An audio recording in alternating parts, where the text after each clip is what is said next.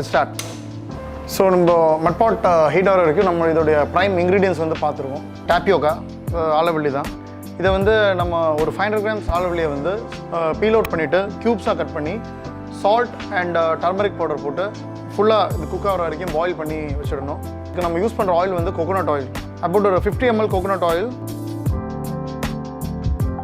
இப்போ ஒரு 75 grams ஷாலட்ஸ் இது வந்து ஃபைனாக இது மாதிரி ஸ்லைஸ் பண்ணிவிட்டு ஆயில் ஹீட் ஆனோடனே first we have to add it and we have to cook it for a while. நம்ம என்ன பார்த்துக்கணுன்னா the shallots should not turn brown.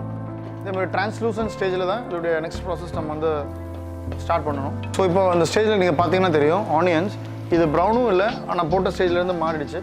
Put ginger இதோட 30 grams இருக்கும். பீல் பண்ணி இது மாதிரி ஜூலியன்ஸாக கட் பண்ணது.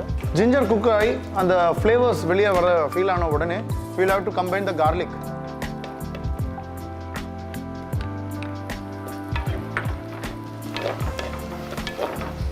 Curry leaves about ஒரு 5 grams. ஸோ இந்த ஸ்டேஜ் இப்போ நீங்கள் ஃபோக்கஸ் பண்ணிங்களா தெரியும் உங்களுக்கு கரெக்டாக எக்ஸாக்டாக இந்த ஃபினிஷ் வரும்போது அந்த ஸ்லைட் ப்ரௌனிஷ் ப்ளஸ் அந்த குக்காய் சாஃப்டான ஜிஞ்சர் அந்த ஸ்டேஜில் வந்து it's time to add the powder spices and the green chilli. First goes the green chilli. ஒரு 2 ஸ்லிட் பண்ண க்ரீன் சில்லி அதில் ஆட் பண்ணிவிட்டு போட்டு 2 grams of tamarind powder followed by chilli powder about 30 grams.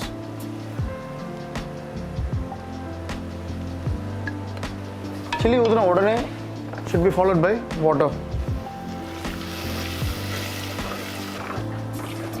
வாட்டரில் வந்து இந்த சில்லி பவுடர் குக் ஆகிற same time நம்ம வந்து இந்த கொடம்புளியும் ஆட் பண்ணோம். எக்ஸாக்டாக வந்து 4 pieces இந்த 1/2 kilo டாப்பியோக்கா நம்ம யூஸ் பண்ணும்போது 4 to 5 pieces ஆஃப் கொடம்புளி இதிலே சிம்மர் ஆகணும்.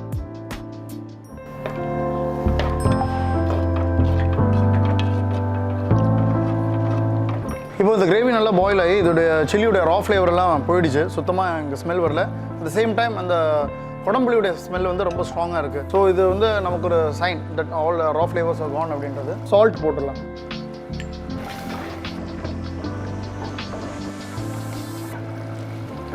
and add some more water to it and it's time to add the tapioca.